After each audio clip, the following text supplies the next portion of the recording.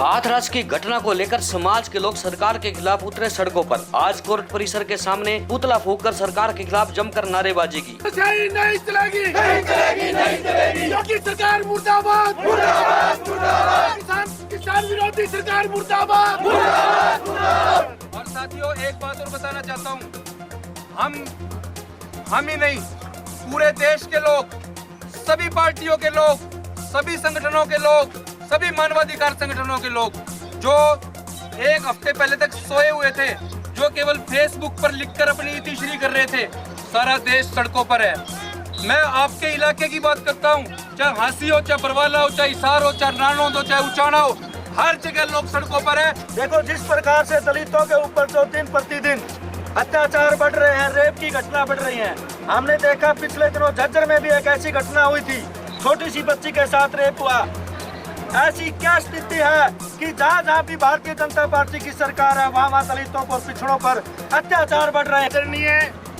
हमारे senior advocate Rikhi Ram ji के सपुत्र जिन्होंने आज कार्य किया, भाई कुलदीप जी बुक्कल, भाई अंग्रेज जी, कांग्रेस पार्टी के कार्यकर्ताओं ने भी इसका समर्थन देने का काम किया। सुमन जी, तेलूराम जी, भाई योगी जी, हरपाल जी, राजेश कासनिया जी, हमने इनको आके समर्थन दिया।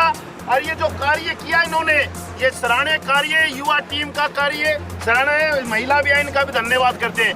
जब से भारतीय जनता पार्टी की सरकार बनी है, चाहे वो हरियाणा के अंदर बनी है, चाहे वो सेंटर में बनी है, ये सरकार दलित और पिछड़ा वर्ग की विरोधी सरकार है। इस सरकार को रहने का कोई अधिकार नहीं। मोदी सरकार के भरोसे मत बैठो, अपनी सुरक्षा खुद करो, अपनी रक्षा खुद करो, क्योंकि मोदी को तो इस बारे में सोचने का टाइम नहीं है कि हमारी बेटा बेटी बचाओ बेटी पढ़ाओ का नारा लगा रहे हैं, जहाँ देखो पोस्टर लगवा रहे हैं, मगर बेटी बचा कहाँ रहा है हर तीसरे दिन। अब देखो, हाथरस के कांड के बाद तुरंत ही दूसरा कांड हो जाता है बलरामपुर में। 18-19 साल की लड़के को 6 बदमाश रेप करके रीढ़ की हड्डी तोड़ के और गले की हड्डी जीभ तक काट देते हैं, मगर उनका कुछ नहीं हो रहा है। उत्तर प्रदेश सरकार, मोदी सरकार की बात करें तो इन्होंने इतना अमानवतावादी कदम उठाया। लड़की की डेड बॉडी को रात को 2 बजे सफदरजंग अस्पताल से उठाया और उठाकर रातों रात परिवार को बंधक बना के उनको अंतिम दर्शन भी नहीं करने दिए गए और वहाँ पर जाकर उसको फूंक दिया। तो आप लगाइए कि क्या कल जब सारे दलित संगठनों ने, देश की प्रमुख विपक्षी पार्टियों के लोगों ने मिलने की कोशिश की लड़की के परिवार से वहाँ पर जाकर, तो उन्होंने वहाँ पर जाकर पूरे गांव हाथरस के बाहर ही बैरिकेड्स लगा दिए और वहाँ पर किसी को अंदर नहीं घुसने दिया। चलो कोई बात नहीं, अंदर ना घुसने दे, विपक्ष के नेता के साथ मारपीट की गई, उनको नीचे गिराया गया और जितने भी वहाँ पे संगठनों के लोग थे और पार्टियों के लोग थे, सबको ज़बरदस्ती दुर्व्यवहार करके उनको बसों में भरकर जेलों में बंद कर दिया गया। इससे ज़्यादा तानाशाही, हिटलरशाही कहीं हो नहीं सकती। हम इसकी कड़ी निंदा करते हैं, मांग करते हैं मोदी में अगर शर्म है तो वो यहाँ से तुरंत इस्तीफा दे और मोदी से कहते हैं अगर तेरे अंदर शर्म बाकी है तो उत्तर प्रदेश की सरकार को बर्खास्त कर और यहाँ पे राष्ट्रपति शासन लगवा। और अगर मोदी में शर्म नहीं है तो राष्ट्रपति को खुद को शर्म आनी चाहिए, क्योंकि वो देश का प्रथम नागरिक है। अगर प्रथम नागरिक को पूरे देश में कुछ समझ नहीं आ रहा है तो फिर इस देश की तबाही तय है, जो मोदी और योगी और ये अमित शाह पिछले 6 सालों से इस देश को तबाह करने में लगे हुए हैं। हमारी सरकार से मांग है कि इस मामले में इन्वेस्टिगेशन को भी ट्रांसफ़र करें दिल्ली, इस केस के ट्रायल को भी दिल्ली ट्रांसफ़र करें और पीड़ित परिवार को, दोनों पीड़ित परिवारों को 1-1 करोड़ रुपए की आर्थिक सहायता दे। दोनों पीड़ित परिवारों को 1-1 सदस्य को राजपत्रित अधिकारी की नौकरी पर लगाए। मैं कैलाश मंडावरिया, कांग्रेस पार्टी का सदस्य, हरियाणा प्रदेश सदस्य बाद में हूँ। पहले मैं दलित और पिछड़ा वर्ग का भाई हूँ, इनका साथी हूँ, जो भी आदेश करेंगे इनके साथ कंधा से कंधा मिलाकर चलूँगा।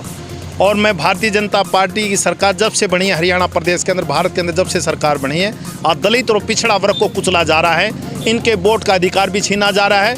आज इनका ना तो इनका कोई काम होता है, आज इनकी बेटियों के साथ बलात्कार किया जा रहा है। और मैं एक मांग और करता हूँ, हिंदुस्तान के जितने भी भारतीय जनता पार्टी के विधायक और लोकसभा के सदस्य, राज्यसभा के सदस्य हैं, उनको शर्म आनी चाहिए। जो दलित बेटी के साथ जो बलात्कार किया जा रहा है उनको इस्तीफा दे देना चाहिए और भारतीय जनता पार्टी में रहने का कोई अधिकार नहीं है। देखिए, जिस तरह से हाथरस की घटना हुई, हाथरस की घटना के अंदर 15 दिन तक लड़की के 164 के बयान दर्ज नहीं किए गए।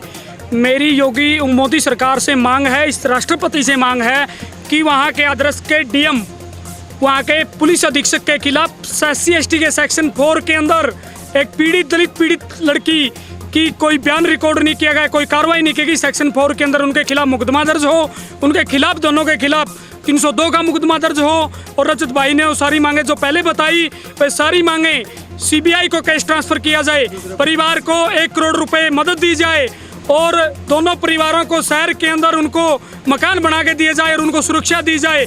नहीं तो पूरे देश के अंदर दलित समाज के लोग विपक्ष लोगों के साथ मिलकर पूरे देश को बंद करने का काम करेंगे, सड़कें जाम करेंगे, रोड जाम करेंगे।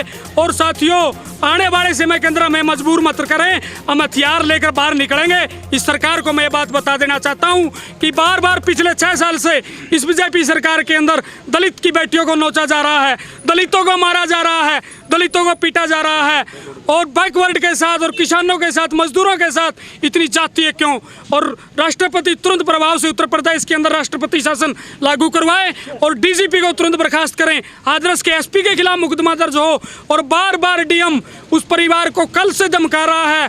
और पूरे गांव में ऐसा क्या है कि उनको मिलने नहीं दी जा रही? पीड़ित परिवार से सारे गांव की घेराबंदी कर दी गई है, मीडिया के साथियों को नहीं जाने दिया जा रहा, विपक्ष के लोगों को नहीं जाने दिया जा रहा, दलित सामाजिक संगठनों को, मानवाधिकार के लोगों को नहीं जाने दिया जा रहा। और कल तो वहाँ के DM ने, जो सीमा कुशवाहा जी हैं, जो निर्भया कांड की एडवोकेट रही हैं, वो उस परिवार से मिलने जा रही थी, वकालतनामे पर साइन करवाने के लिए जा रही थी, वहाँ के DM ने उसके साथ भी बदतमीजी की। ये सरकार दलित विरोधी हैं, मजदूर विरोधी हैं, महिला विरोधी हैं। इस सरकार की हम गौर निंदा करते हैं।